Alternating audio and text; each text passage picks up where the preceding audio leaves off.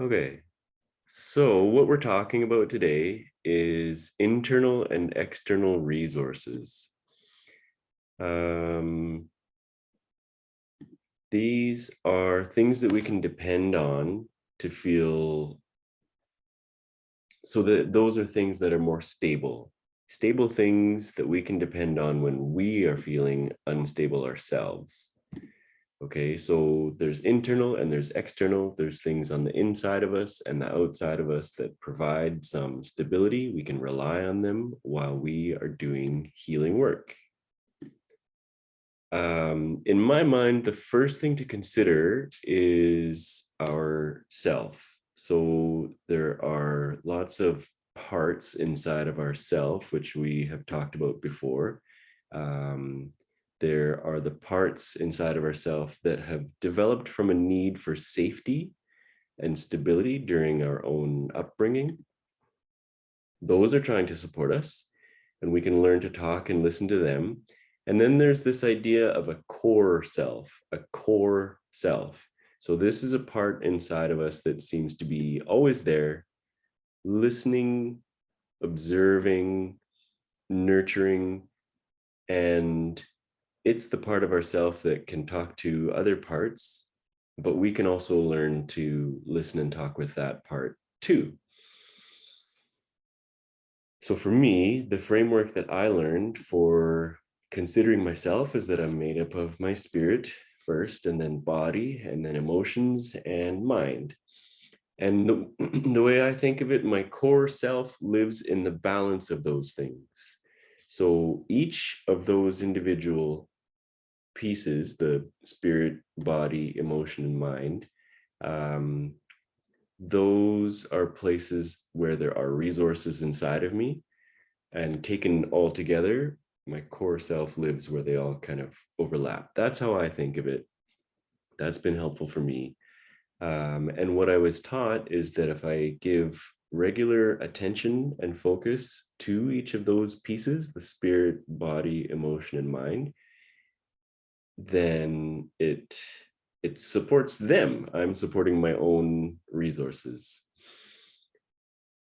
And with this core self, what I've read and what I am gaining understanding of is that it's always compassionate towards us. The core self accepts us right where we are at all the time. It doesn't pressure me. He doesn't criticize me. My core self loves me and accepts me and believes in me. He's always with me, whether I'm in pain or if I'm super happy, and also with me whether I'm alone or in community. And I will say, for me, when I used to think of a core self or my core self, I used to not feel deserving of having a self inside of me, somebody inside of me who was accepting and loving. And now I feel like I have a companion, um, somebody who is with me all the time. And I'm not always in tune with that. I'm not always connecting with that, but sometimes I do. And now I'm starting to feel more deserving and accepting of a core self that loves and accepts me. I'm going to I'm going to put 8 words that start with the letter C in the chat box here so that everyone can see. These are all helpful, let's say, tools or behaviors that we can use to become more able to relate to our core self. So if we're spinning our wheels and having a rough day, we're really caught up in something, if we can pause and take a moment and go, how compassionate can I be with myself right now? That's one of these 8 C's, and that helps us connect to the core self. And that brings us to external resources. So internal resources, my spirit, body, emotion, and mind, and all the pieces that I have inside of me. External resources are in our relationships between ourselves and everything around us. So the question here is, what can we rely on to support us from the outside? What is there around us that remains stable when we are feeling unstable?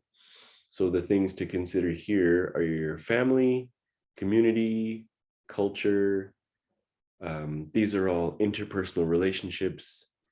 And so when we're taking stock, we're literally, like what I do, I have written down on a piece of paper or made notes in my phone, what ways does my family support me?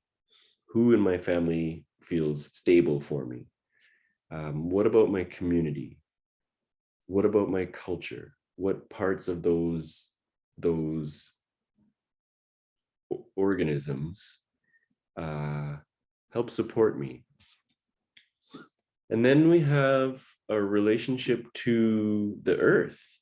So it's kind of fun to consider for a moment what your body is made of.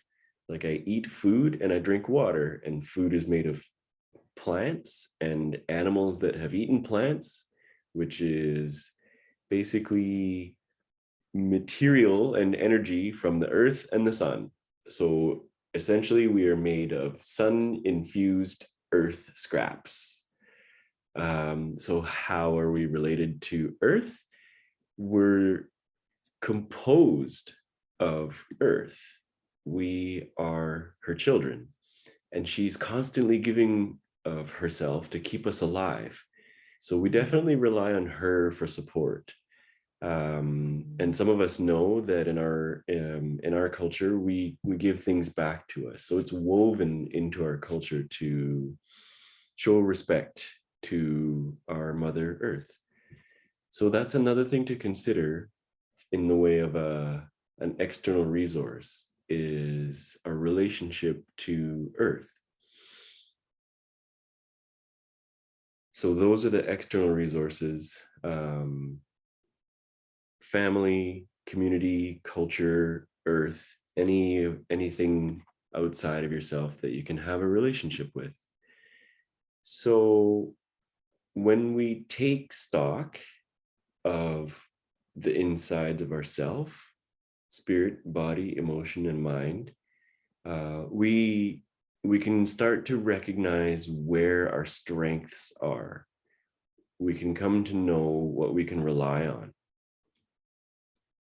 It's the same with family, community, culture, earth, sun.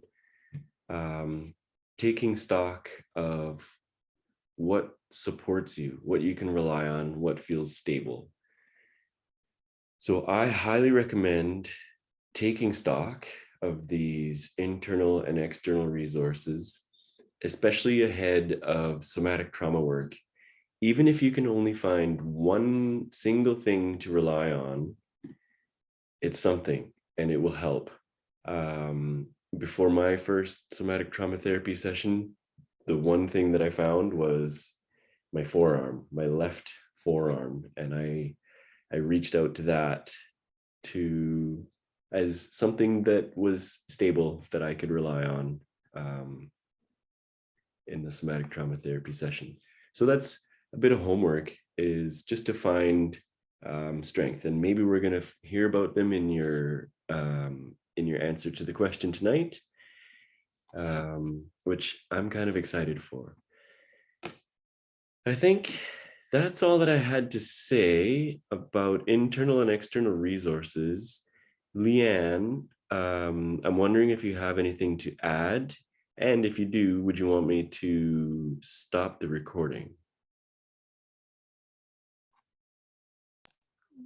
No, it's okay. You can leave it on. Okay. All good. First, you know what? It's really interesting when we did our group, and you could bring something to your first session, and it was a pillar of strength. I never even thought that it could be something I was bringing with me internally at the time. I thought I had to bring something. I was looking through my home for the thing I needed to bring, which was also very helpful. But I would have liked to have heard what you just shared with us, because I'm thinking, oh, that probably would have settled me in my body Probably still would have brought my rock, but I would have liked to have had to connect it into my strength to have that with me too. So thanks for sharing that. When you mentioned the 8 C's, and these are ways to kind of tie into your core self, that was something that was really, really effective for me. Especially, I noticed if I really got caught up in a loop, if I was feeling anxious, I was feeling a little bit down, I would challenge myself to try to figure out one of the C's, and if I could flip myself into one of them. So basically, you're feeling anxious. Is there any way you could go to curiosity? Is there any way while in this anxious state you could go, wow, I wonder when this started? I wonder what this was. And just the switching to a question and actually watching a little bit more from the outside brings you in as more of this observer and in towards your core self. I thought that was really helpful. Even creativity, I try to imagine the way this would turn out. And I found these 8 C's. I'll send them out for everybody on Signal. Maybe grab a couple of them, see which ones kind of land with you. And then when you're in a bit of a tough moment, tough feelings, see if you can kind of flip one of these in, see if you can connect with one of these to kind of help ground you back to your core self. I do think curiosity is one that's kind of, for me, that was a quick in, but there might be a different one for you. Anything else from you, Win, or maybe we start our check-in? No, I think that's good. I will stop